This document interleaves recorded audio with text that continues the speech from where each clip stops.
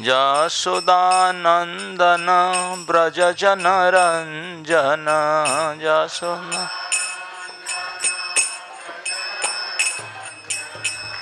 जमुना तीरवनचारी जमुना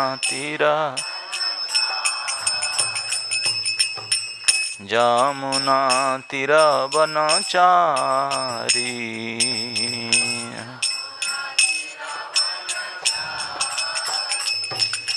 जय राधा माधव कुंज बिहारी गोपीजन वल्लभ गिरिवरधारी।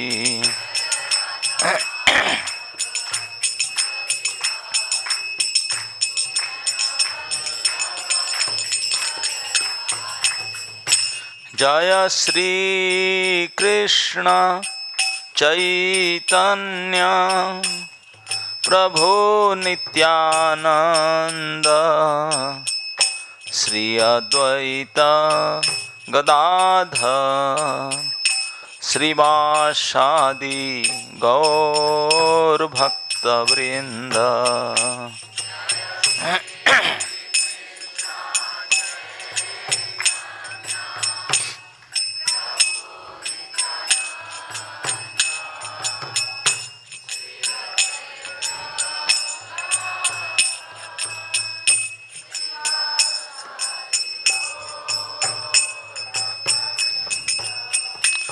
हरे कृष्णा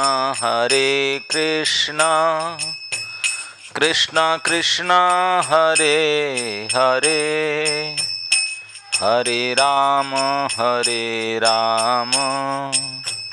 राम राम हरे हरे।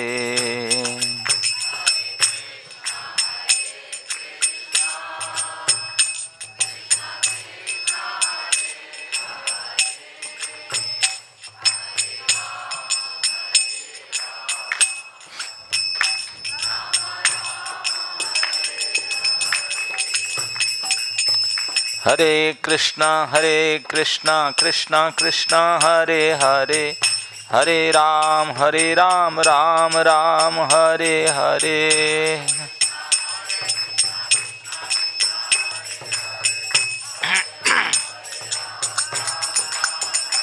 जय कृष्ण बलराम जय कृष्ण बलराम।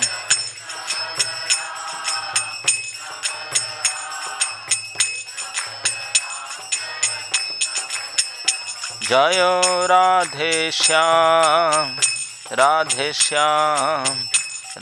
श्याम जय राधे श्याम।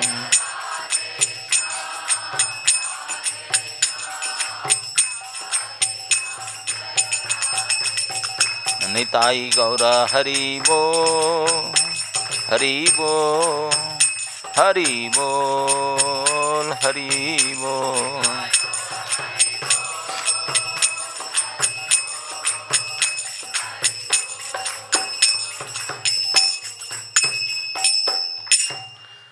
जय ओं विष्णुपाद परमहंस परिव्राजकाचार्य अष्टोत्तर शतश्री श्रीमत् अभय चरणारविंद भक्ति वेदांत स्वामी श्रील प्रभुपाद महाराज की समवेत भक्त वृंद की श्री भीष्माष्टमी की। जैसे आप सबको पता है कि आज माघ शुक्ल अष्टमी भीष्माष्टमी के नाम से प्रसिद्धि है। अब ये भीष्माष्टमी भीष्मदेव की प्रयाण है कि जन्मदिन है, उसके ऊपर में कई लोगों का मतामत अलग है, लेकिन हो सकता है कि दोनों ही हो सकता है। जिसी तिथि में जन्म इसी तिथि में ही प्रयाण, ये भी हो सकता है, क्योंकि भीष्मदेव की तिथि के रूप में दोनों ही अष्टमी ही माना जाता है माघ शुक्ल अष्टमी को। महाभारत के अनुशासन पर्व के अनुसार भीष्म पितामह स्वयं अपने खड़े हुए ऋषि युधिष्ठिर महाराज को बोले युधिष्ठिर 58 दिन हो गया सरसज्जा में सोया हूँ। मतलब जब मुख्यतः एकादशी के दिन युद्ध शुरू हुआ 10 दिन तक तो सेनापति थे, 10th डे में उन्होंने आउट हुए, सरसज्जा में लेटे, और उसी से गिनो 58 डेज, तो लगभग 2 महीना के आसपास तो यही पड़ता है। अगर मकर संक्रांति के गिने, कोई लोग मकर संक्रांति के उत्तरायण प्रवेश किया तभी भीष्म होंगे, तो उत्तरायण के, अभी तो उत्तरायण है, उत्तरायण हो चुका था।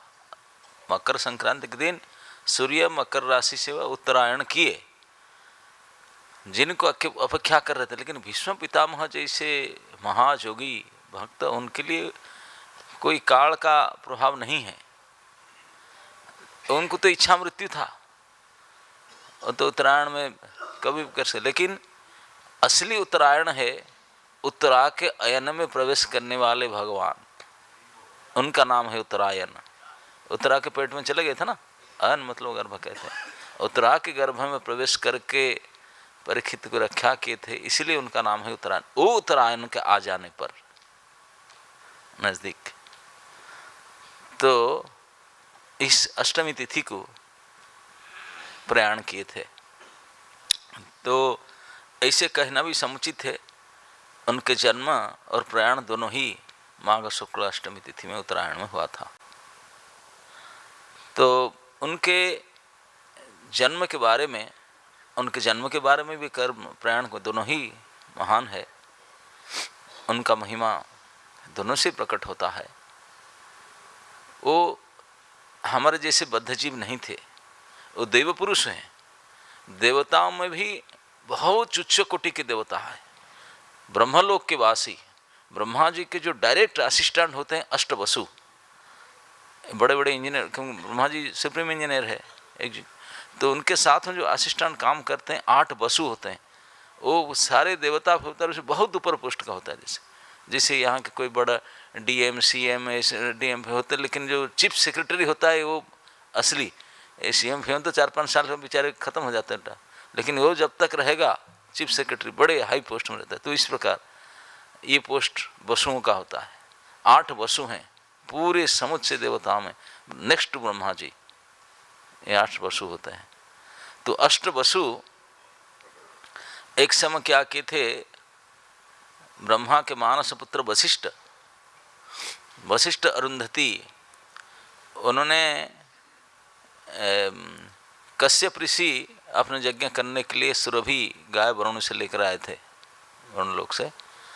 तो उनका एक बेटी हुआ था नंदिनी, उसको उन्होंने वशिष्ठ को दे दिए थे। वो यज्ञ धेनु के रूप में उसको ग्रहण की थी नंदिनी अपने बछड़ा के साथ, और वो कामधनु थी, सुरभि के पुत्र कामधनु थी। कामधनु गाय आप नहीं जानते हैं, आजकल तो ऐसे ही गाय जानते हैं, ये ब्रीड अभी रहा नहीं। कामधनु सुरभि, ये जो वंश के गाय है वो कामना पूर्ति कर सकते हैं, उनमें केवल दूध मांगो नहीं, एनीथिंग यू वांट, सब कुछ दे सकते हैं कामधनु उनकी इच्छा के अनुसार। उसका शास्त्र में कई कामधनु गाय के प्रभाव का वर्णन आता है। ये वशिष्ठ के पास कामधनु था, जमदग्नि के पास था, अपने जो भरद्वाज मुनि के पास था। सब अद्भुत कर्म कर सकते थे उन्होंने। तो व्यासदेव जी के साथ था, वो अपने जब करते थे जो आवश्यकता उनसे मिलता था। तो एक बार वो जहाँ रहते थे वशिष्ठ जी, देवलोक से अष्टवसु कोई पिकनिक नहीं, इसी समय में ज़्यादा पिकनिक करते हैं, दिसंबर जनवरी छुट्टी मिलता ना। तो लोग आए थे अपने पत्नियों के साथ में 8 वसु, और पृथ्वी लोक पर आए थे। पृथ्वी लोक में कोई अच्छा जगह चुने थे, और वही वशिष्ठ जी का आश्रम था, वही को अच्छा जगह आश्रम बनाए थे उन्होंने। सुमेरु के तट पर, मेरु पर्वत के पास में कोई सुंदर उपवन में वशिष्ठ अपने आश्रम में रुकते थे, और वही आश्रम में वो घूमने चले गए 8 वसु अपने पत्नियों के साथ में। वहाँ उपवन में विचरण करते हुए ऋषि मुनि कहीं काम में लगे होंगे। उनका जो नंदिनी गाय, कामधनु गाय, वो घूम रहे थे। उसको देख करके बोले, अरे ये तो हम लोग का पास नहीं है, इतने सुंदर गाय। वो समझ गए तो कामधनु है। कामधेनु के गुण को पता था, ये तो सब देवी देवियाँ हैं, उनको तो ऐसे नहीं। विशेष करके जो दिव नामक वसु थे, उनके पत्नी वो जानती थी कामधेनु गाय का महिमा को, तो उन्होंने अपने पति को बोली कि इसको हमारा आश्रम ले जाना चाहिए। उस जंगल में कोई है ही नहीं, ऋषि कहीं बैठे हैं, कोई है नहीं, उनको ले ले। तो उन्होंने दिव बसु ने अपने सारे साथी जो बाकी 7 थे उन लेकर के 8 मिल करके उसको गाय को ले पकड़ लिए, पकड़ करके और उनको अपने लोक में असुरों को ले जाना चाहते थे। तो वशिष्ठ जी आए, अपने गाय को ढूंढने मिले नहीं। तो वशिष्ठ तो जोगी हो समझ गए कि ये बदमाश मेरे गाय को चुरा कर ले जा रहे थे, तो अभिशाप देने लगे। तो उनको भी समझ में आ गया कि वो भी तो कुछ हो, कि वो तो बहुत बड़े देवता थे, अपर ग्रेड के देवता है। तो लोग दौड़ कर आए, बोले गलती माफ़ करो, हम सोचे कि कोई है ही नहीं जंगल में, इतना अच्छा गाय हम ले जा रहे थे। अच्छा गाय इसी जंगल में घूमता है हम ले जा रहे थे।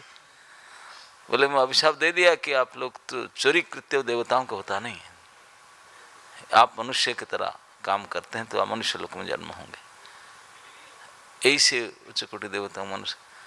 तो माफ़ी मांगे, बोले माफ़ कर दीजिए, माफ़ कर दीजिए। बोले मैं तो बोल ही दिया हूँ, लेकिन ना कुछ तो उपाय बताइए। तो वशिष्ठ जी बोले कि आप सबको कम से कम जन्म होना पड़ेगा, एक बार जन्म होकर के तुरंत, जन्म होते ही तुरंत आप फिर साप मुक्त हो जाएंगे, लेकिन होना तो पड़ेगा।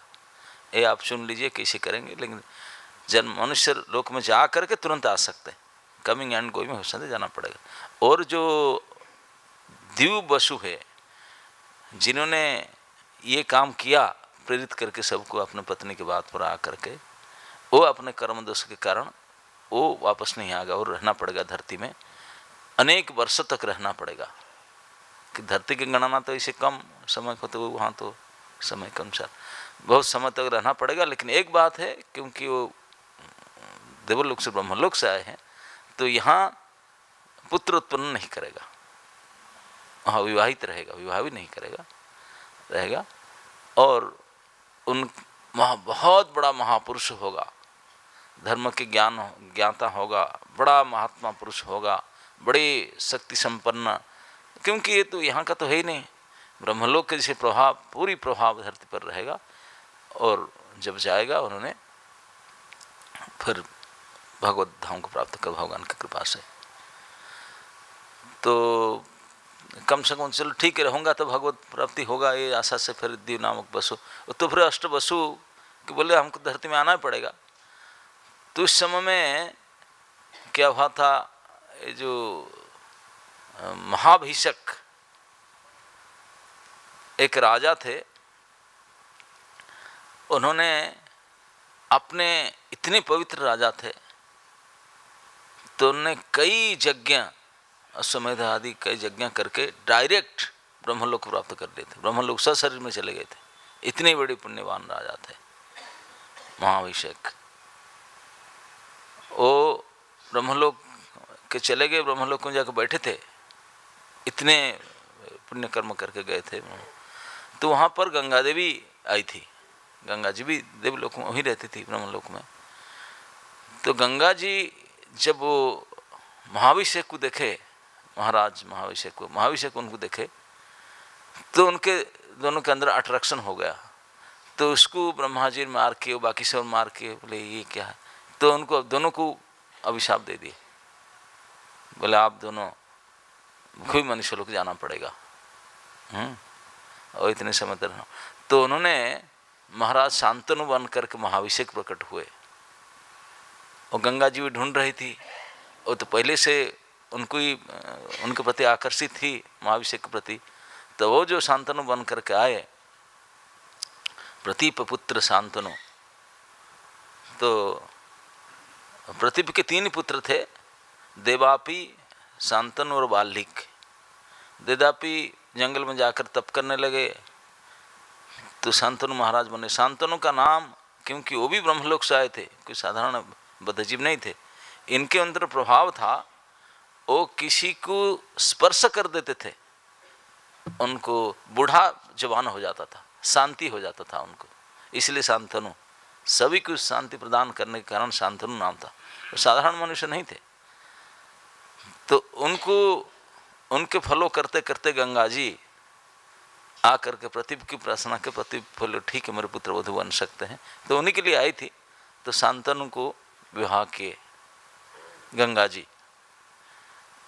जब विवाह हुआ गंगा जी के साथ, तो उस समय कंडीशन रखी थी कि मैं आपके साथ तो रहूँगी आपकी पत्नी के रूप में, लेकिन मैं जो कुछ करूँगी मुझे आप रोकेंगे नहीं, अगर आप टोकेंगे रोकेंगे मैं चली जाऊँगी। आप जानते हैं मैं देवी हूँ, मैं तो आई हूँ। तो जब गंगा देवी आ रही थी शांतनु के पास, तब वो उस समय अष्टवसु भी आ रहे थे अभिषेक करण, उनको भी धरती लोक में आना था। तो रास्ता में उनका भेंट हुआ था। भेंट हुआ तो उन्होंने डील कर लिए, बोले माता जी फिर हम दूसरे किसी में, हम आपके पुत्र रूप में प्रकट होंगे, हम आपको जिस दिन जन्म होंगे उस दिन हमको मरवा देना, हम शरीर छोड़ के आ जाएंगे। गंगा जी ने डील किए थे, बोले okay I will do that. और बोले जो लास्ट वसु है देव ना, वही केवल रहेगा, बाकी हमको सब मिटा देना, क्योंकि हम केवल अभिशाप के कारण जन्म होने जाते हैं, किसी का पुत्र बनकर रहने का नहीं है। तो गंगा देवी स्वीकार की थी। तो इसलिए शांतनु और गंगा के जो पुत्र हो रहे थे, और गंगा जी पुत्र होते ही उनको लेकर के गंगा में फेंक देती थी माँ ही, क्योंकि उनके कंडीशन पहले था। गंगा जी ने एग्रीमेंट साइन की थी, ये वसु हैं, वो यहाँ रहने के लिए नहीं आए हैं, वो केवल पुत्र रूप में स्वीकार के अभिशाप के कारण जन्म हुए, जन्म होते ही जाएंगे। जाने से उनको, हम लोग को बुद्धू लोग को पता नहीं, कभी कोई शरीर छोड़ देते हैं, बोलते अरे मर गए, अरे पता नहीं वो उनका क्या गति हुआ। हो तो उनको जो रोते हैं उनको गालियाँ देंगे, बोले तुम्हारे रेल है, मैं थोड़ी इसके लिए आया था, ये पनिशमेंट कोर्स कंप्लीट करना था मुझे धरती में आकर के। तो इस प्रकार, लेकिन महाराज शांतनु नहीं जानते थे, वो बोलते थे कि मेरे पुत्र होते हैं, और उसको पत्नी ने मार देती है, बोले पिशाची हो। तो एक एक करके 7 पुत्र को गंगा में फेंक दी, पुत्र पैदा होते। 8वां पुत्र को जो कंडीशन को बोल नहीं सकते थे, चली जाएगी छोड़ करके। तो 8वां पुत्र प्रकट हुआ, तो उसको भी ले जा रहे थे, उनको संभला नहीं गया। बोले अरे 8 पुत्र सबको मरे, कम से कम एक तो रोकना चाहिए। बोले बहुत हो गया। तो शांतनु महाराज रुके, बोले अरे पिशाची क्या कर रहे तूने, जन्मजात शिशु को लेकर के मार देती। गंगा बोले थैंक यू, बाय बाय, मैं तो लेकर जा रहा हूँ, आप तो कुछ कर नहीं पाएंगे, मैं माँ हूँ, मुझे पालना ही होगा। उसको मारूंगी नहीं, मैं आपके पास लाएंगी, आपके पास ला करके दूंगी, लेकिन मेरा कंडीशन है मैं जा रही हूँ, और क्योंकि मैं नहीं रहूँगी तो उनको पालन लालन कौन करेगा, तो मैं ज़्यादा मेरे साथ रखूँगी। युवक अवस्था जब माँ का काम पूरा हो जाता है तो अपने आप पैर पर खड़ा हो जाएगा, तो आपको पास ला कर छोड़ दूँगा। चली गई। और शांतनु महाराज जितने बोले नहीं, कंडीशन तो यही था। तो गंगा जी शांतनु महाराज को छोड़कर चली गई। साथ में वही उनका नाम देवव्रत, बोले नामकरण कर दे, उनका नाम देवव्रत था, गांगेय था, गंगा पुत्र गांगेय नहीं तो देवव्रत, इस नाम से इस बालक जाना जाते थे गंगा पुत्र। तो उनको गंगा जी ने ले गई देवलोक में, और वहाँ उनका स्कूलिंग और ग्रेजुएशन वगैरह हुआ था। युवराज देवव्रत का, वो यहाँ के स्कूल कॉलेज में पढ़े नहीं, इसीलिए वो उनका पढ़ाई लिखाई सब देवताओं के पास वहाँ से किए थे, करके आए थे। वो परशुराम जी जब वहाँ उस लोक में उनका यूनिवर्सिटी था, वहाँ से पढ़ कर आए थे उन्होंने, सब कुछ उनका पढ़ाई लिखाई यहाँ का नहीं। तो लेकिन जब यंग अवस्था हो गया उनका, किशोर अवस्था, तब उन गंगा लेकर आए थे। शांतनु तो प्रतिदिन जाते थे गंगा के पास में, गंगा नदी को देखते थे, गंगा थे चली गई। तो एक दिन देखे कि एक गंगा के तट पर घूमते हुए एक बालक, वो बाण प्रैक्टिस कर रहे थे, वो वहाँ तक कर रहे थे, फिर यहाँ उनको मान ले आया। तो अपने सामर्थ्य को दिखाने के लिए कि मैं जो प्रैक्टिस कर रहा हूँ सही मेरा बाण का प्रभाव है कि नहीं, तो धरती पर देखे जो गंगा की धारा है वो अति प्रबल है, प्रबल गंगा की धारा हिमालय में जो आती है। आप देखें पहाड़ की ओर जाओ इतने तेजी से गंगा के आता है, आप खड़ा नहीं हो सकते हैं, उठा के फेंक दे, बहुत फोर्सफुल। तो युवराज देवव्रत बोले अगर मैं बाण मार करके मैं डैम रोक दूं इस धारा को, तब माना जाए कि मेरे बाण में पावर है। आजकल कोई नदी के ऊपर, फिर गंगा जी के ऊपर कोई डैम बनाने के लिए कई हजारों करोड़ों और कई साल लग जाता है। नदी बंध योजना में कई हजार करोड़ रुपया खर्चा करते हैं और 5-10 साल के प्रोजेक्ट, वो भी फिर सक्सेस होता नहीं होता। लेकिन उन्होंने देखते देखते कुछ ही क्षण में अपने बाण मार करके बिल्कुल रोक दी गंगा की धारा को। ये महाराज शांतनु देख रहे थे, बोले रे गंगा बह रही थी, रोक कैसे गई, हट के धारा रोक दिया कोई ना। देखे कि लड़का खड़ा है, बाण मार करके डैम बना दिया देखते ही देखते। बोले कितने पराक्रमी होगा वो, ऐसा कोई मनुष्य तो नाम देखा ना सुना। आश्चर्य होकर देख रहे थे बालक की ओर कि इतने अद्भुत पराक्रम किसका हो सकता है। जब देख रहे थे महाराज शांतनु, वो भी ये देवता थे, वो भी आश्चर्य होते थे इतनी सामर्थ्यशाली कौन है। तब गंगा जी उठ कर आई, बोले देव ये आपके पुत्र है, मैं ही गंगा हूँ। और मैं बोली थी कि जब उन्होंने फिट हो जाएगा आपके पास लाऊंगा, अभी आप लीजिए बेटा, ये तुम्हारे पिताजी है, उनका साथ रहो, मैं जा रहा हूँ। कभी मुझे स्मरण करने से मैं हूँ आपके साथ में, बुलाने से, फ़ोन करने से आऊँगी, फ़ोन नंबर रखो, मैं जा रहा हूँ। तो गंगा जी चली गई पिताजी के पास, देवव्रत को दे गए गंगा पुत्र के रूप में। तो पहले दिन जिस दिन पिताजी उनको पहचाने, जब स्वीकार के, उसी दिन देख लिए थे उनके कितने अद्भुत पराक्रम है। तो उसी दिन मन में डिसाइड कर लिए, बोले अमर कोई मनुष्य लोक में इतने पराक्रमी नहीं है, इतने बड़े योद्धा, इतने सामर्थ्यवान पृथ्वी पर कोई नहीं है, धरती पर। तो इसलिए उनको राजा नहीं बनाओ, किसको राजा बनाओ। तो राजा पुत्र करके मन में मान लिए, वो घोषित कर दिए थे ये राज। और जब न्यूज में जाकर सबको बताया राजभवन में, ऐसा किया उन्होंने, बाण मार के गंगा की धारा को रोक दिया। सब बोले रियली इज इट। बहुत बड़ा पूरा मैसेज फैल गया कि इतने बड़े महापराक्रमशाली युवराज देवव्रत और वो भविष्य में राजा होने, सब प्रसन्न होने लगे। बोले जब तक शांतनु महाराज हैं, उसके बाद में राजकुमार पद में वही घोषित कर दिया गया।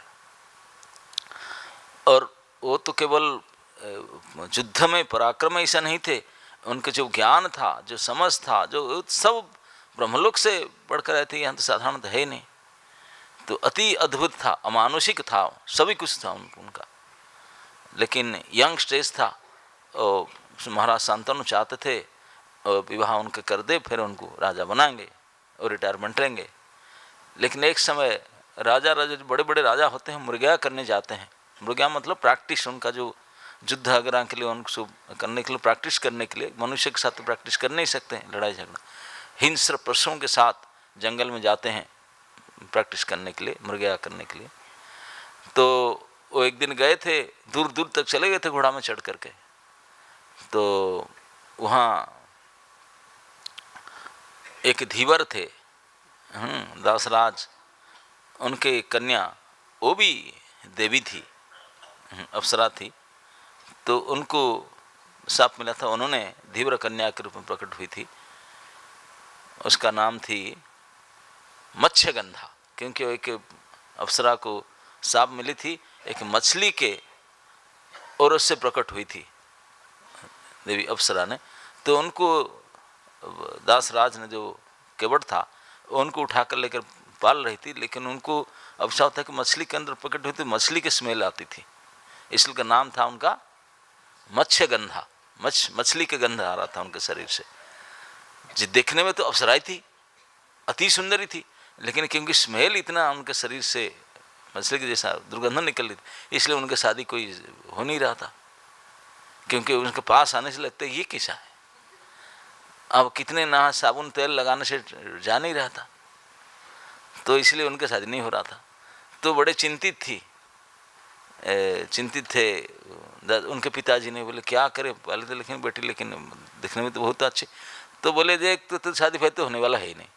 तब जमाना तो ऐसा था नहीं कि लेडीज़ कोई काम दाम करे, पढ़ ले कर कोई जॉब कर ले, था नहीं ऐसा। तो बोले देख तू तो शादी से तो क्या करना है, कुछ तो प्रोफेशन करना पड़ेगा। तो मैं मछली मरता हूँ और नाव चलाती हूँ, तू कम से कम नाव चलाओ ये जमुना में, जमुना के पास उनका था, वो जमुना में लोग आते नाव पर, तो कुछ तो इनकम होगा, घर चलेगा।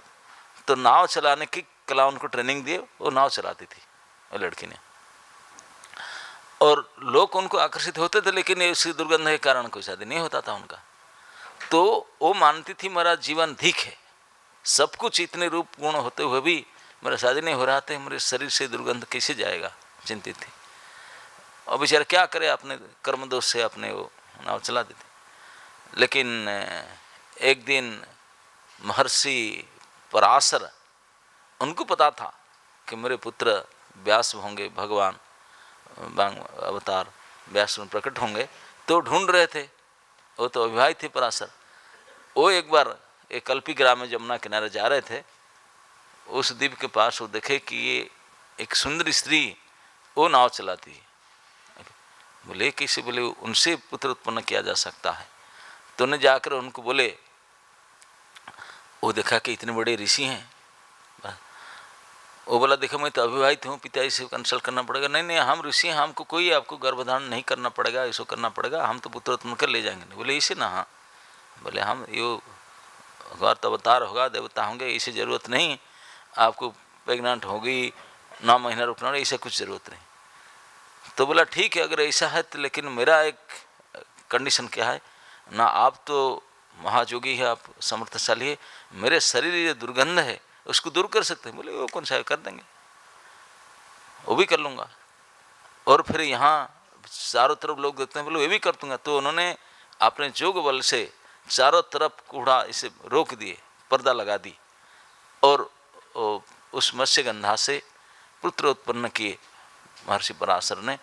और पुत्र तुरंत पैदा हुआ, और तुरंत बोले मैं जा रहा हूँ। बोले मेरा, बोले आपको किसी ने पता भी नहीं लगा पाएगा कि आपको पुत्र उत्पन्न की थी, मां थी करके, और आपके शरीर से ये दुर्गंध चला जाएगा। दुर्गंध चला जाएगा नहीं, आपके अंदर इतने सुगंध निकलेगा, 1 योजन तक कमल के फूल की तरह सुगंध निकलेगा। योजन जानते ना, 1 योजन इज लगभग 8 किलोमीटर।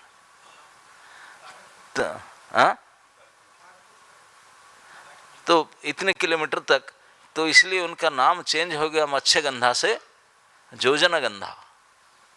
अब वो दुर्गंध था, अभी सुगंध हो गया, ऐसे बना दी। ये सब ऋषि मुनियों के कृपा से होता है।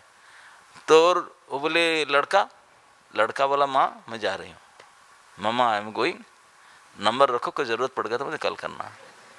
उनको फ़ोन नंबर दे करके वो पराशर के साथ व्यासदेव चले गए, उनको कांटेक्ट दे गए थे, लेकिन स्मरण करने से मैं प्रकट हूँ।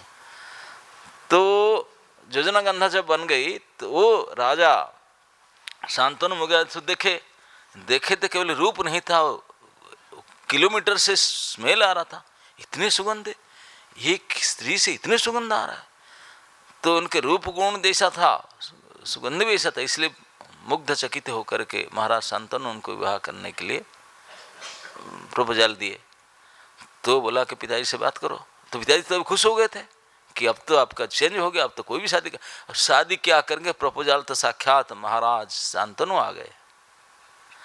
महाराज शांतनु इतने बड़े प्रपोजल आया, देवराज बोले चलो अभी काम जो करना है करो। जब तो उन्होंने बोला कि ठीक है, मेरे कोई कंडीशन नहीं है, मेरे बेटी की शादी कर सकते, लेकिन मेरे बेटी का बेटा होगा वही राजा होना चाहिए, तब हम विवाह करेंगे। आप इतने बड़े हैं, मैं जानता हूँ आपके पुत्र है, आपके पत्नी है, आपके पुत्र है, आपको पत्नी अभी आपके साथ नहीं है, अलग बात है, लेकिन बेटा तो आपका है, और वो बेटा को आप राजकुमार घोषित कर चुके हैं। लेकिन मेरा ये बेटा इतने सामर्थ्यशाली होगा कि नहीं पता नहीं, लेकिन अगर मेरे कुल का बेटा, मेरे पोता अगर राजा बने तब आप शादी कर सकते हैं। तो महाराज शांतनु दुखी बोले ना, ये नहीं हो सकता, मेरा देवव्रत मैं जानता हूँ, वो गंगा पुत्र है और महासामर्थ्यशाली है, उन्हीं को मेरे राजा घोषित कर चुका मन मानो, मैं उनको नहीं रोक सकता, वही मेरे राजा बनेगा, मैं दूसरे किसी को बना ही नहीं सकता ना। देन एक्सक्यूज मी, मेरे बेटी को शादी नहीं कर सकते। बोले ठीक है, वापस चले गए। वापस ना चले गए, लेकिन मन वहाँ बहुत चिंतित होने लगे। उस दिन वापस जा करके धीरे धीरे उनको बहुत चिंता में पड़ने लगे, शरीर क्षय होने लगा। तो पुत्र देवव्रत ने पता लगाया ड्राइवर से, बोले क्या घटना पे पापा का इसे बीमार क्यों होते? उन्होंने बताया कि ये कारण है, हम गए थे, क्योंकि ड्राइवर तो गया था ना गाड़ी लेकर, वो देखा था, बोला ये घटना। तो बोला मुझे लेकर के चल। पिताजी के बिना उसने देवव्रत गए, जा करके उस धीवर से डील किए, उनको बोले मैं शादी नहीं करूँगा। पापा जी प्रपोजल था सर ना, हम तो बोले थे कि आप तो उनके पुत्र हैं ना। बोले जब राजा आप नहीं बने, राजा बना, वो मैं लिख देता हूँ, एग्रीमेंट करता हूँ, मैं राजा नहीं बनूंगा, उनका जो बेटा होगा राजा बनेगा। बोला अच्छा। बोला एक बात है, आप ठीक है आप राजा नहीं बनेंगे, लेकिन आपके जो पुत्र होंगे वो राजा बन जाएंगे, क्योंकि उनके बेटा तो आपके जैसे हो नहीं सकता। बोला अच्छा इसी बात, तो मैं शादी नहीं करूँगा, मेरे पुत्र होंगे ही नहीं, तो उनके ही वंश चलेगा। तो ये जो इतने बड़े प्रतिज्ञा, भीष्म प्रतिज्ञा, उन्होंने प्रतिज्ञा लिए 10 दिग्पाल को साक्षी रख करके यमुना तट पर, तो इसी प्रतिज्ञा के कारण ऊपर से देवलोक से पुष्पवृष्टि हुआ, चारों तो देवताओं ने साक्षी दिए, इस कारण से उनका नाम भीष्म पड़ा, इस कठोर प्रतिज्ञा के कारण। तो नाम तो देवव्रत था, भीष्म नाम पड़ा इस अटल प्रतिज्ञा के कारण, मैं इस धरती पर विवाह नहीं करूंगी, कोई पुत्र उत्पन्न नहीं करूंगा।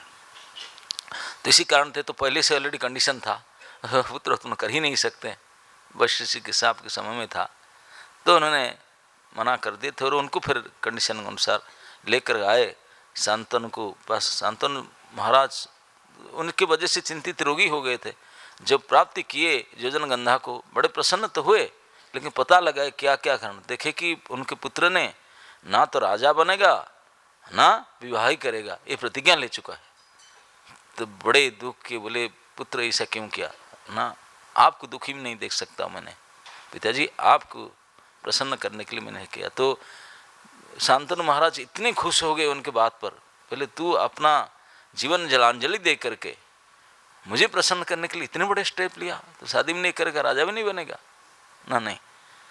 तो महाराज शांतनु प्रसन्न होकर के उनको भी वरदान दिए, बोले मैं भी वरदान देता हूँ कि तू मरेगा नहीं, इच्छा मृत्यु का पोजीशन है, जब आप इच्छा करोगे तब मरोगे, इच्छा नहीं करोगे तब मरोगे नहीं, कोई नहीं मार सकता आपको, ये वरदान दिए थे उनको।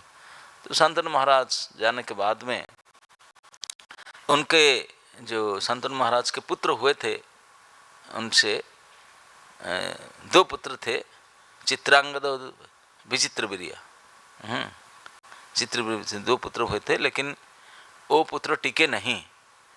तो उनको जो बड़े हुए थे, शादी के समय में एक घटना हुआ था, काशीराज राजकुमारी का शादी, जो तभी जमाने में सब शादी का स्वयंवर करते थे, सभी राजाओं को इन्वाइट किया गया था, और ये जो राजकुमार थे चित्रवीर्य विचित्रवीर्य, उनको इन्वाइट नहीं किए थे।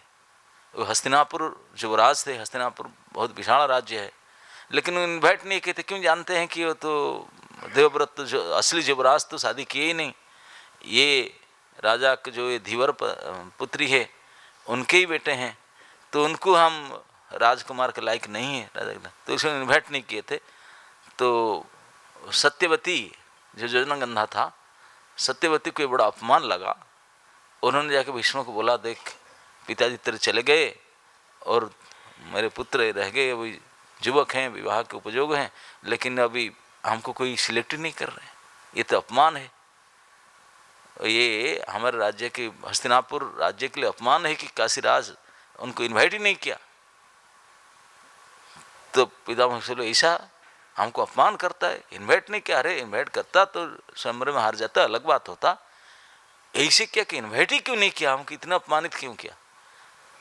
तो भीष्म ने बोले मम्मी डोंट वरी, मैं जा रहा हूँ, इन कन्या को लेकर आऊँगा, उनकी शादी कराऊँगा, देखता हूँ कैसे मैं।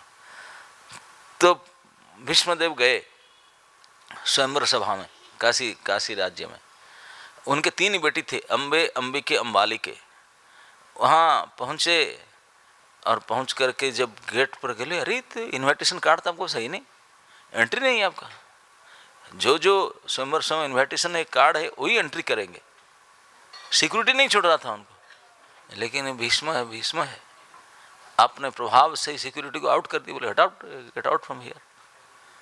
और वो बेचारा जाकर इन्फॉर्म किया मुझे मार पिटाई कर रहे हैं, गेट पर झगड़ा हो रहा है। इन्फॉर्म किया, सीसीटीवी में देखे, बोले ये आ गए किसी, सब जो कैंडिडेट आए थे और बोले ये आ गया, वो अगर आएगा तो हाँ हमको तो हरा देगा सब। तो जाकर अपमानित किए, बोले वापस चले। बोले अरे आप तो प्रतिज्ञा किया था ब्रह्मचारी रहेंगे, यह स्वयंवर स्वभाव कैसे? हाँ ये तो शादी के उत्सव में आपका क्या काम है? आप तो शादी नहीं करोगे तो आप क्यों आते हैं स्वयंवर स्वभाव कंपटीशन में? तो विष्णु बोले मैं शादी नहीं करूंगा, तो मैं प्रतिज्ञा किया हूँ, लेकिन मैं करवाऊंगा। मेरे भाई हैं, मेरे सत्यवती माँ के 2 पुत्र हैं, उनके साथ विवाह में हमको इन्वाइट नहीं किया, अपमान किया, उससे बदला लेने के लिए मैं आया हूँ। तो इस बदला लेने के बाद सुन करके काशीराज भी खड़े हो गए, आप हमारे से युद्ध करने आए हो? आप कोर्स लड़ूंगा, आप कैसे, अब इतने साहस कैसे किए कि हमको इन्वाइट नहीं किए? और काशीराज के सपोर्टर जितने सैन्य थे, जितने बड़े बड़े सब राजा थे जो आए थे स्वयंवर में भाग लेने के लिए, 1000 राजपुत्र सब खड़े हुए, बोले आप ऐसे कैसे चैलेंज कर सकते हैं? ये स्वयंवर सवाल शादी के समय पर लड़ाई झगड़ा हम सब आपको अपोज करेंगे। सब खड़े हो गए, ललकारने लगे। भीष्म भी गेट में ही खड़े थे, गेट में एंट्री नहीं किए थे। बोले नो प्रॉब्लम, आप सभी के साथ मैं अकेले लड़ सकता हूँ। ऐसा साहस है हमारे सभी के साथ, हजारों राजपुत्र के राजाओं के साथ अकेले लड़ेंगे ना? ऑफकोर्स आप ट्रायल करके देख लीजिए। उन्होंने अपना अपने सब धनुष बाण, अपना अपना अस्त्र शस्त्र निकाल कर तैयार होते समय में भीष्म ने एक बाण मारे। तुरंत वो लोग they are getting ready by that time. Bhishma ने एक बाण चलाए, वो बाण उपस्थित कई हजारों राजकुमारों का हेलमेट जो था ना, सर 2-2 इंच कपाल से 2 इंच ऊपर, जो उसी को उठा ले गया था, सबको निकाल दिया।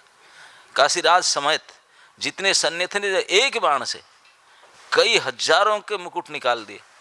वो बोले मुकुट तो 2 इंच ऊपर से गया, अगर 2 इंच नीचे आता तो सर जाता। राम राम राम, सब गन डाउन कर दिए। बोले उनके साथ क्या लड़े, ये तो एक बाण से समुच्चय जितने उपस्थित है सबका गला काट सकता है। आप कुछ बोले नहीं, चुप हो गए, साइलेंस। जितने झगड़ा झाटी हो रहा था सब गन डाउन करके चुप हो गए। बोले पता नहीं दूसरा बाण ना चलाए, सबका गला ना काट दे, सर उड़ा ना दे। और कोई कुछ बोले नहीं, चुपचाप बैठ गए। भीष्म जी एंट्री के, सिक्योरिटी बोला मैं क्या करूँ, गवर्नमेंट चेंज हो जाने लगता है। सब बैठे, विष्णुदेव एंट्री किए एरेना में, स्वयंवर हम एंट्री किए, और वो राजकुमारी भी तीनों माला लेकर खड़ी थी। वो देख ली, बोले बाप रे बाप, उसको बातचीत कोई कर नहीं, सब माथा नत कर खड़े हैं। वो चुपचाप आ गए। बोले क्या चाहते हैं? मैं लोड हो जाओ गाड़ी में। गाड़ी में लोड करके तीनों को ले आए। वो भी डर गई थी। बोले और क्या? बोले भाई पापा की जितने राजा सैनिक कोई कुछ नहीं, तो अति अद्भुत कर्मा है, इतने पराक्रमशाली। तो तीनों को तीनों राजकुमारी चुपचाप गाड़ी डिक्की में लोड हो गए। तो उनको लेकर आ रहे थे, रास्ता में जो अम्बे के एक अम्बा थी, अम्बी के अम्बा लिखते, उनका पहले से डील था, व्हाट्सएप में उनका चैटिंग चल रहा था साल्लो के साथ, राजा साल्लो के साथ उनका संपर्क था। और वो चाहता था, साल्लो भी आए थे, उनको बोले थे कि मैं आपको वर्ण करूंगा, स्वयंवर में जो जिसको सूच कर सकता, उनको कंडीशन था, डीलिंग था। लेकिन अब साल्लो भी डर गए थे और वो भी डर गई थी, गाड़ी में तो बैठ गई थी। रास्ता में आकर के देखे कि वो भीष्म को शायद, तो बोले भीष्म को रास्ते में आते समय, बोले sir if you don't mind, actually हमारा डील ऐसा था, महाराज साल्लो के साथ हमारा चैटिंग हुआ था और वो भी आए थे, मुझे उनको ही वर्ण करना था। न ओके, आप मुझे बताए क्यों नहीं, मेरे तो 2 ही भाई है, आप तीनों क्या, आप प्लीज़ गो। तो उनको ऑटो फेयर दे करके, गाड़ी फेयर दे के विदा कर दे, बोले अब जाओ ये गो वहाँ, उनको अब जाकर उनको अम्बा चली गई। उन दोनों को लेकर आए, दोनों भाई थे, दोनों में शादी की। लेकिन अम्बा गई, लेकिन साल्लो ने बोले तुझे उठाकर ले गया अपने प्रभाव से, मैं तुझे शादी करूँगा। तभी क्षत्रिय थे, वो स्वीकार नहीं किया। साल्लो ने स्वीकार नहीं किया अम्बा को, बोला ना आप जिसको एक बार जिसको हाथ पकड़ के गाड़ी में चला गया उनका हो गया, हम उसको फिर नहीं लेंगे। क्षत्रियों का ऐसा होता था नहीं। तो वापस आया, बोला वो मुझे मना कर दे, स्वीकार नहीं करता है, आप स्वीकार करो, आप इतने बलवान हो। बोले मैं प्रतिज्ञा कर, तो मैं शादी करूंगा ही नहीं, ना मुझे उठा के ला, मैं तुझे उठा के ला, मैं थोड़ी उठा के ला, मैं बोला था चले जाओ करके, ना मुझे स्वीकार नहीं करते, मैं क्या करूं ना, व्हाट कैन आई डू, मैं नहीं कुछ कर सकता ना। नहीं अब तो आप बोले भाई साहब दोनों भाई शादी कर चुके हैं, और तो नहीं, आप कहीं और देख लो ना, मुझे कोई स्वीकार नहीं करेगा ना, मैं क्या कर सकता हूँ ना, आपके वजह से ऐसा हुआ, आप इतने बड़ो दिखाए हम सब डर गए तो मेरा क्या करूं? तो उन्होंने बोला मुझे शादी करना पड़ेगा। बोले मैं जबरदस्ती मैं शादी नहीं करूंगा। तो जितने सारे सीनियर लोग थे, मीटिंग कराया, पंचायत कराया, सब कोर्ट पर जितने केस हुए, भीष्म बोले नो, शादी नहीं करूंगा मैंने। तो पता लगाया, बोले नहीं वो सबका बात नहीं मानेगा, पिताजी तो नहीं, उनके गुरुजी हैं परशुराम, उनके पास जाओ। तो अम्बा ने परशुराम के पास पहुंच गया, जाकर खूब उनको संतुष्ट किया, सेवा किया, रो धो करके बोले बेटी क्या बात है बताओ ना, ऐसे ऐसे मुझे उठा कर लाए थे, वो शादी नहीं करे। बोले ऐसे कैसे हो सकता, मेरे स्टूडेंट है। फोन किया शादी कर लो, भाई आर डिस्टर्बिंग है। विष्णु बोले गुरुजी आपके मैं शिष्य हूँ, आपके सब बात पालन करूंगा, लेकिन ये प्रतिज्ञा को शादी नहीं कर सकता, शादी नहीं कर सकता, लड़ाई करना पड़ेगा ना। कर सकता हूँ।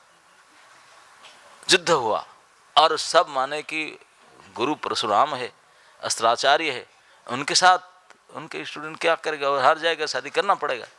लेकिन लंबा समय तक युद्ध होने के बाद भी परशुराम जी देख कर उनके बड़ा विक्रम को संतुष्ट हो गए, वो भी संतुष्ट होकर वरदान दे दो, थैंक यू कह के चले पड़े। अब मैरिज फैरिज की बात ही कुछ नहीं हुआ। वो तो खुश होकर चले गए उनके पराक्रम को देख कर, लड़ाई के प्रभाव को देख कर। अम्बा रह गई, बोले गुरुजी भी कुछ नहीं हुआ, काम नहीं हुआ। तो बोले और क्या होगा, बोले और कुछ। तो उन्होंने कसम खाई, बोले मैं किसी को मैं छोड़ूंगा नहीं, बदला लूंगा। जाकर तपस्या की, घोर तपस्या की, तपस्या करके दोबारा जन्म ली। वो जन्म ली महाराज द्रुपद के वहाँ, द्रुपद के वहाँ जन्म ली। लड़की हुई थी, लेकिन फिर कोई देवताओं की कृपा से फिर लड़का हो गया। लड़का लड़की मिलकर के वो क्लीब हो गया। तो उनका नाम था शिखंडी। तो वही, क्योंकि विष्णु को सब पता था, उनके सामने की घटना है, वो तो पुराण पुरुष से कितने ओल्ड एज थे, तो उनके सामने ये मर के दोबारा जन्म होकर के इसी शिखंडी बना। वो बोले कि ये उनके साथ में नहीं लड़ूंगा, अगर वो आएगा तो मैं अस्त्र धारण नहीं करूंगा। वही भीष्म पितामह जो पूरे संसार में अद्भुत पराक्रमी बलवान थे, ज्ञान में और समझ में और सब प्रकार से सभी थे। तो उन्होंने जब उनके भाई जो थे चित्रवीर्य विचित्रवीर्य दोनों एक एक करके मर गए, और उनका कोई पुत्र ही नहीं हुआ था। अम्बा अम्बलिका के संतान नहीं हुआ था, दोनों भाई उनका डेथ हो गया। तो अभी सत्यवती पुत्रकामी है, पुत्र नहीं हुए, लोप हो जाएगा, शांतनु के संसार लोप हो जाएगा, उनके कुल लोप हो जाएगा, आप ही कुछ करो। विष्णु बोले आपके वजह से तो मैंने प्रतिज्ञा लिया, तो आप मुझे कहते ना नहीं, मैं बोला अभी नहीं हो सकता मैं। तो विष्णु ने मना करके सत्यवती बड़े चिंतित होने लगी। तो सत्यवती की याद आया, मेरा और एक बेटा है जिनका नंबर मैं रखा हूँ, लेकिन कहें तो उनको कंटैक्ट की। तो उनका बेटा जो व्यासदेव जी वो आए, वो आकर बोले मम्मी क्या बात है ना, यही बात है। तो तभी जमाने में ये नियम था, देवरेण सुतोत्पत्ति, ये कलियुग में मना है, लेकिन उस युग में अलाउड था कि भाई के पत्नी के ओर से पुत्र उत्पन्न किया जा सकता है। तो व्यासदेव जी ने फिर अंबिका और अम्बलिका से पुत्र उत्पन्न किए एक एक करके। उनको देख कर उनके वैसे महाभारत में वर्णन आता है कि किस प्रकार से देवरेण सुतोत्पत्ति का विधि होता है, पूरा तेल ऐसे करना, क्या क्या विधि होता है। उनको देख करके डर गई हो अम्बिका राजकुमारी थे बेचारी, ये तो इतने प्रकार के प्रोसेस नहीं जानते। डर के मारे पहले तो आंख बंद कर दी, तो उनका बेटा हुआ अंधा, क्योंकि आंख बंद कर दी थी। दूसरे ने इतने डर गया था, तो उनके पुत्र पांडु हुए, लेकिन उनका शरीर सता पड़ गया था, पांडुरवर्ण हो गया था। तो सत्यवती देखी, बोला एक दोनों में कुछ ना कुछ डिफेक्ट रहा। तो उनका एक मेड थी दासी, बोले एक तो अच्छा लड़का हो, तो उनको बुलाई। तो वो मेड के जो पुत्र हुआ वो है विदुर, धर्मा विदुर हुए। तो इस पर व्यासदेव जी के 3 पुत्र हुए थे, भीष्म के उपस्थिति में, भीष्म नहीं के। तो भीष्म जानते हैं एक व्यास पुत्र है। तो इस प्रकार से महाभारत के जो ये पांडु और धृतराष्ट्र विदुर इस प्रकार प्रकट होते हैं। और क्योंकि भीष्म पितामह ने किए थे कि मैं तो राजा नहीं बनूंगा, लेकिन जो राजा बनूंगा मैं उनके प्रोटेक्ट करूंगा, उनको रक्षा करूंगा, बना रहूँगा। तो इस कारण से महाराज पांडु थे, वो पराक्रमी थे, उनके लिए तो भीष्म पितामह का कोई आवश्यकता था नहीं, भीष्म के नाम से, और वो भी खुद पराक्रमी थे। लेकिन उन 2 पत्नी थे पंडु के, लेकिन उनको भी अभिशाप मिला था, तो पुत्र वो भी छोड़ के चले गए, जिस कारण से जो भी हुआ ये बात, भीष्म पितामह रह गए। ये सब घटना के साथ पितामह प्रपितामह के इस पर रहे, उनके सामने ये सब कई घटना हुआ, कई पीढ़ी चला। अंत में इस धृतराष्ट्र के पुत्र दुर्योधन पाटी, उन्होंने अन्याय में, उनके जायज राज्य उनका नहीं था, पंडु के था, और पंडु के पुत्र न हो करके वो चले गए जंगल में, उनको टेम्पररी किंग बना कर धृतराष्ट्र को। धृतराष्ट्र जानते थे मेरे किसी में पंडु आएगा, मैं तो राजा नहीं, राजा तो वो है, मैं तो काम चलाऊँ। वो सोच रहे थे कि मैं अनफिट हो गया अंधा के कारण, मेरे बेटे अगर राजा हो जाते पक्का हो जाएगा, तो इसलिए जल्दी शादी भी किए थे। उस गांधारी गर्भवती भी थी, लेकिन विधि अलग है। वो देवपुत्र, उन्होंने कुंती ने देवताओं के मदद से पुत्र उत्पन्न किए, उनको तो फटाफट पुत्र हो गए, उनको तो 9 महीने तक रुकना नहीं पड़ा। तो बड़ी घटना है, इस प्रकार से हुआ।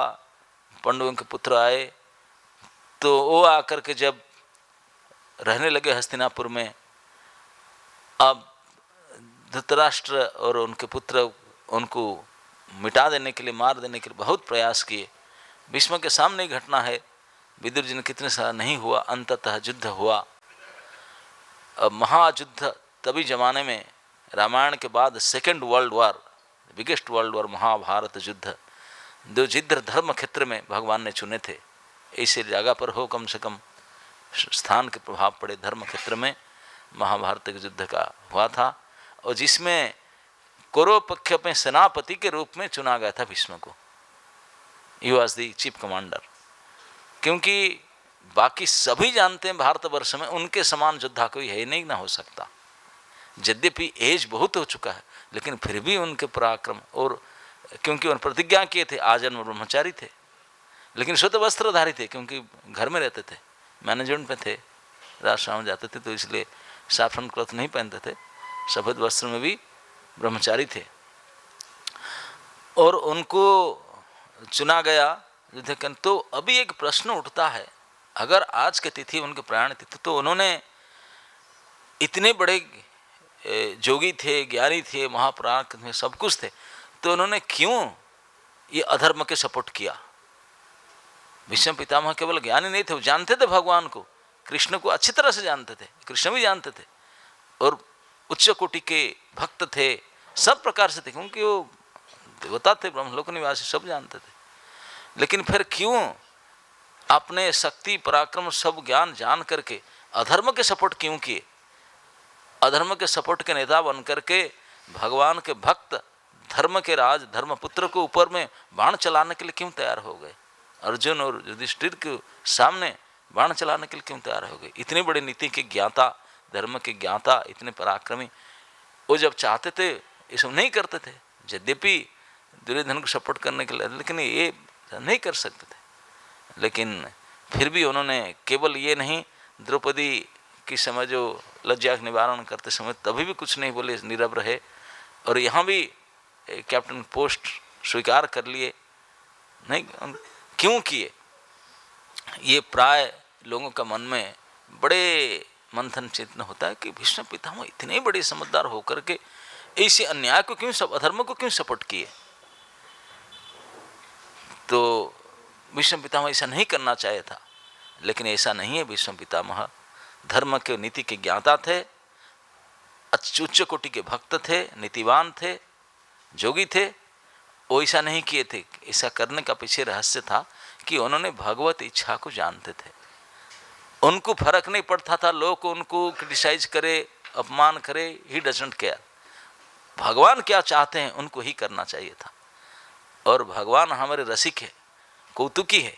वो कभी कभी कुछ काम करने के लिए, जगत को शिक्षा देने के लिए अपने भक्तों को भी कोई परेशानी डालकर सिखाते हैं। तो उन्होंने तो इसलिए उन्होंने चुने थे भीष्म को। बोले भीष्म, पूरे पृथ्वी तल पर आपके जैसे ज्ञानी, समझदार, नीतिवान, धर्मज्ञ और महापराक्रमी बलवान कोई है ही नहीं, दूसरा कोई नहीं है। रूप गुण बल हर प्रकार से।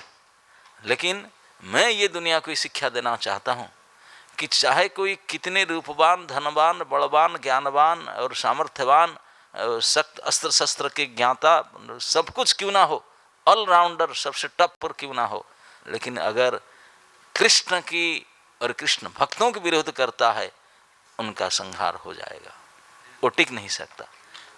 ये प्रिंसिपल दिखाना चाहते थे, ये शिक्षा जगत को देना चाहते थे।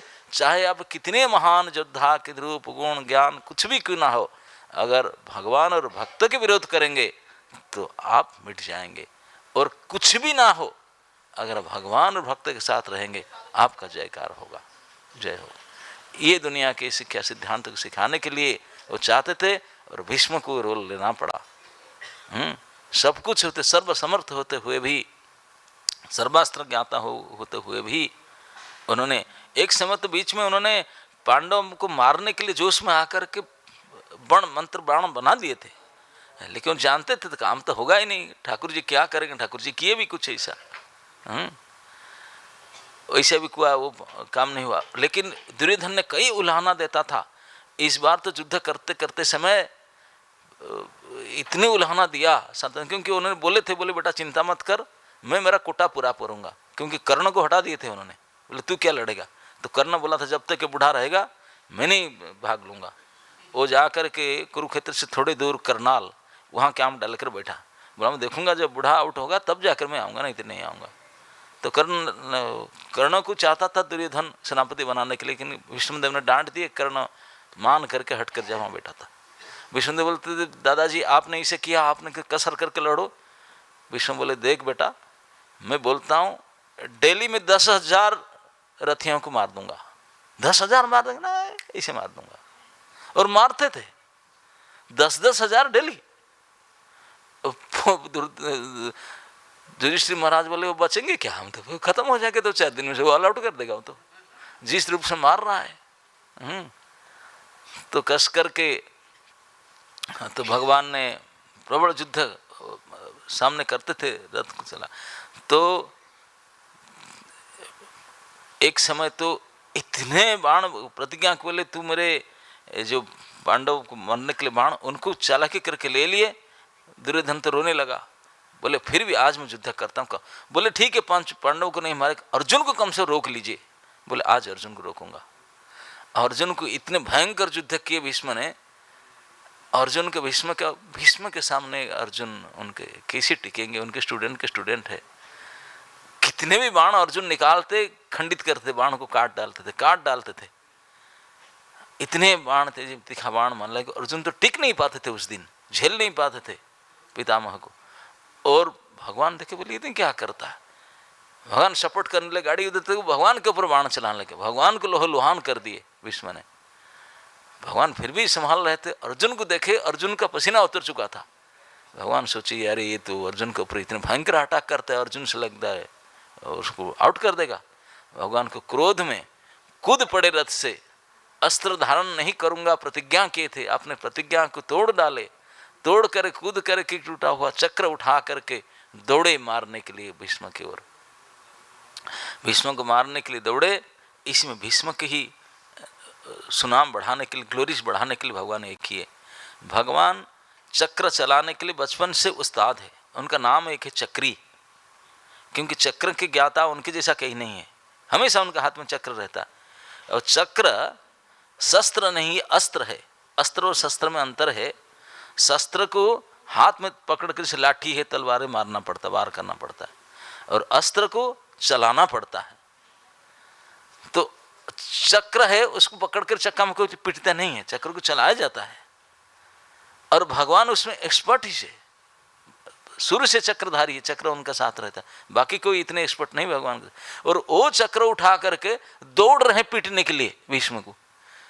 भीष्म बोले वाह वाह वाह प्रभु, आप स्वयं चक्री है, चक्र धारण आपके स्वरूप स्वभाव है, लेकिन आप चक्र चलाना भूल गए, चक्र को लेकर पीटने के लिए दौड़ कर आ रहे। आइए, मैं धनुष बाण रख दिए, आप मुझे बद्ध करना चाहते हैं चक्र पीट करके, ओके कम। तो भगवान बोले हेरी, तब समझ में आया। अर्जुन तो पीछे पकड़ा था उनको, पर नहीं नहीं प्रभु आप प्रतिज्ञा मत तोड़िए, मैं अभी कस करके लड़ूंगा। लेकिन अर्जुन को घिसट कर ले जा रहे थे भगवान को। लेकिन भीष्म को जब देखे इस प्रकार बोल रहे, तब उनका शांत हुआ। भीष्म को लड़ने के लिए एक दिन इतने प्रकार से लड़े। विष्णुदेव लड़ने के जाने से पहले पूजा करके इष्ट देव को पूजा करने, वो इष्ट देव उनके कृष्ण ही थे और कोई नहीं थे। जिस दिन सरसज्जा लेना था, उनको शिखंड मिलाना था, उस दिन उन्होंने बोल दिए थे युधिष्ठिर को, बोले तुम ऐसा करो तो मुझे तो हार तो नहीं सकता हूँ और मर भी नहीं सकता हूँ, क्योंकि मरना मेरा हाथ में है। मैं जब चाहूँ तो मरूँ, तो कौन मुझे मार सकता? ना मुझे कोई परास्त कर सकता, ना मुझे कोई मार सकता ना। तब तो फिर खत्म, हम क्या करें, हमसे लड़े थे क्यों है ना। तो शिखंडी के लेकर आ सामने में, मैं अस्त्र त्याग कर दूंगा, तब मुझे जो करना है कर सकते हैं। ये बात बता दी थी भीष्म पितामह स्वयं युधिष्ठिर को। तो शिखंडी के जब लेकर आए रथ में, तो उसी दिन भीष्म पितामह पूजा करते थे। लड़ाई जाने के समय पूजा करते समय जो गंगा जल लेकर के अपने जो शालग्राम उनको इष्ट पूजा करते थे, चढ़ाते थे, उनका हाथ से लोटा गिर गया, क्योंकि आज उनको आउट होना था। क्योंकि आज हाँ भगवान पराक्रम योजना कर रहे हैं कि शिखंडी के सामने बैठाना अर्जुन, नहीं तो बूढ़ा को आज जीत नहीं सकते। तो उनके हाथ से जलपात्र छलक गया, तो पानी गिर गया, सारे शालग्राम को पूरा पानी गिर गया। तो उन्हें जल्दी से पूजा करके आए, समय हो रहा था, पूजा करके आके रथ में बैठे थे। आकर जब सामने अर्जुन का सामने तेजी से आए, आकर देखे अर्जुन तो सुखा लगे भगवान का शरीर पूरा गीला है, पूरा पानी टपक रहा है पोशाक से। तब इसमें समझ गए कि मेरा लोटा से पानी गिर गया था शालग्राम के ऊपर, अभी वो कपड़ा गीला हो गया उनका अपने घर से। तो जो शालग्राम को पूजा कर रहे थे अपने इष्ट के रूप में, कोई नहीं थे, वही थे सारथी, अर्जुन के सारथी थे जिनकी पूजा कर रहे थे। लेकिन आज उन्होंने प्लान बना लिया कि आज का दिन तेरा लास्ट दिन है। तो उसी दिन 10th डे था। भीष्म को वो जब शिखंडी के देखे, सामने तो गए थे युद्ध में बड़ा पराक्रम, जब देखे अर्जुन के पास में शिखंडी बैठा, छोड़ दे, बोले मैं नहीं लड़ता, मैं नहीं लड़ता। जब अस्त्र त्याग दिए तब अर्जुन ने बाण मारा। भगवान बोले अभी सुजो के मार बाण मार, तो बाण को शरीर में लेते लेते ले लौट पड़े। दोपहर के समय था, युद्ध शुरू ही हो रहा था। भीष्म पिता जो लेट पड़े, उसी दिन एक ही दिन था 10th डे महाभारत युद्ध में, 18 दिन से युद्ध बंद हो गया। सारे जितने सेनाएं हाहाकार मच गया। पितामह भीष्म अस्त्र त्याग दिए और लेट गए, वहाँ से गाड़ी से रथ से नीचे गिर पड़े, बाणों के सज्जा पर गिर पड़े। उस दिन जो पताका सभी का नीचे करना पड़ा। सारे वीर रथी महारथी इकट्ठा हो गए उनको सैल्यूट देने के लिए। बहुत बड़ा इवेंट हो गया कि सभी जानते थे कि साधारण नहीं थे, अति असाधारण पुरुष थे। उस समय जब बाण के सज्जा पर लेटे थे, पूरा शरीर में 1-1 इंच में अर्जुन बाण मार के फंसा दिया था, आर पार बाण था और सर पीछे लटका हुआ था। वो चाह रहे थे मेरे सर ऐसे ऐसे कर रहे थे। दुर्योधन दौड़ा तकिया लाने के लिए, बोले मूर्ख तकिया क्या छे, अर्जुन व्यवस्था कर मेरा सर। अर्जुन फिर बाण मारा, सर के भी बाण मार के उनके नीचे पूरा कई बाण मारा उनके पीछे, सर के तकिया मैंने पूरे बाण के सज्जा पर सोए, आर पार बाण में। खाएंगे क्या, बोले बोले यहीं तो रहूँगा, खाने पीने के लिए कुछ नहीं था, कई पानी बिस्लेरी वाटर वो पीने लेकर, बोले नहीं ये पानी नहीं। अर्जुन ने बाण मार के बोले बाण मैं वीर हूँ, सारे वीर रस में रहूँगा। बाण मार करके गंगा प्रकट किए, बाण गंगा, उस गंगा पान करते थे माँ को स्मरण करके। मरना तो था नहीं उनको, यही से गंगा जल पी शरीर को कायाकल्प कर रहे थे। बोले मैं जो अधर्म को सपोर्ट किया हूँ जो सब, उसको सारे मुझे अभी क्लीन करना है, तपस्या करके धारण कर। तो इतने कष्ट सहन किए। एक सुई अगर आपके अंदर घुस जाए, अगर 5-7 दिन रह जाए, सेप्टिक हो जाए, तो कैसा लगेगा, कितने पेन होता। और उनका हर एक इंच में सुई नहीं पूरा बाण आर पार घुसा हुआ था, पूरे शरीर से आपाद मस्तक। इनको सहन करके मैं बोला ना, भीष्म स्वयं बोले युधिष्ठिर 58 दिन हो चुका आज के दिन मैं सोया हूँ इस बाण में, लेकिन शरीर धारण किया हूँ। क्योंकि मर तो नहीं सकते, क्योंकि मृत्यु उनका इच्छा में था, लेकिन सहन करके शरीर से एक ड्रॉप भी ब्लड नहीं था, सारे ब्लड निकल चुका था, केवल गंगा के जल शरीर में भरा था। और अपेक्षा कर रहे थे भगवान आए, अपने भक्तों को लेकर के आए, और संसार में जितने ऋषि मुनि थे सब इकट्ठा हो गए उस मरघट में, जहाँ कुरुक्षेत्र युद्ध हो चुका था। 2 महीने के बाद 18 दिन से युद्ध हुआ। इतने हजारों लाखों घोड़े, हाथी, रथ, रथी, सैन्य, मनुष्य मर के पड़े थे, रक्त गिर रहा था, भयानक स्थिति था। इस स्थान पर लेटे रहे 2 महीना तक अकेले, दिन रात, कैसे विभत्स दृश्य होगा। और इसी दृश्य में जब भगवान आए उनसे सुनने के लिए, तो संसार के जितने ऋषि मुनि आपने सब स्टाफ को लेकर के आ गए यहाँ बैठने के लिए, और उनके धर्मोपदेश सुने। बहुत लंबा भीष्म के उपदेश पर्व चला। उनको अंत में वाणी बंद करके जब एकत्रित मति उपकल्पिता, हे भगवान मेरे मति आपने लगे, प्रार्थना करने लगे। भीष्म स्तुति 12 श्लोक में भगवान को सामने साक्षात स्तुति किए।